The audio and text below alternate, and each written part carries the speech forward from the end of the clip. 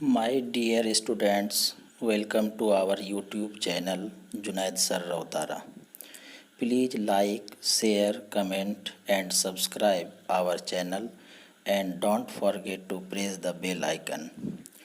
Today in this video lecture, I am going to explain the summary of the poem Sweetest Love I Do Not Go of English book of class 12th. आइए देखते हैं इस कविता के सारांश को।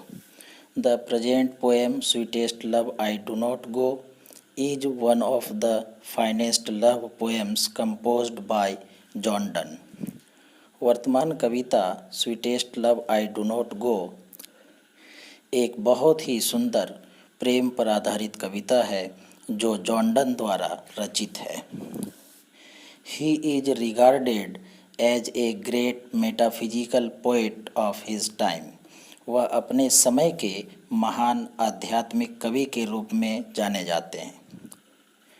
Through this poem the poet deals with the beauty of his beloved who looks like a fresh rose of June. इस कविता के माध्यम से कवि अपने प्रेमिका के सुंदरता के बारे में बतलाते हैं जिसके सुंदरता की तुलना वे जून महीने के ताजे गुलाब से करते हैं। He loves her at heart. वह अपनी प्रियतमा को दिल से प्यार करते हैं। Both of them are each others life and it is beyond imagination to live apart for them.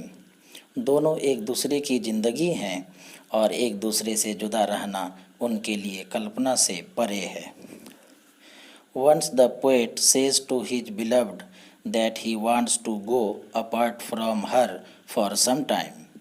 एक बार कवि अपने प्रेमिका से कहता है कि वह कुछ समय के लिए उससे दूर जाना चाहता है। He makes an earnest request to her not to lament during solitude. वह अपनी प्रेमिका को तन्हाई में विलाप नहीं करने का विनम्रता से प्रार्थना करता है। He says that his intention is not to hurt her or nor he feels any boring, that is why he is going away from her.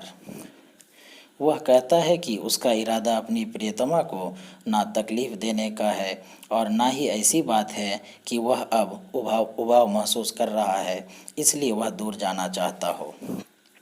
He wants to feel the pangs of death in life himself during separation from her. वह अपने प्रियतमा से जुदाई के दौरान स्वयं मृत्यु के तकलीफ को महसूस करना चाहता है। To live separately is more than death for him, क्योंकि उसके लिए अपनी प्रियतमा से जुदा रहना मृत्यु से भी अधिक तकलीफ देह है। The poet makes a request to take it as both of them are sleeping and turning themselves. कवि एक अनुरोध करता है और कहता है कि इस जुदाई को इस तरह से लेना है कि दोनों साथ ही तो सो रहे हैं परंतु एक दूसरे से अलग दिशा में वे मुड़े हैं। Clearly this is a love poem.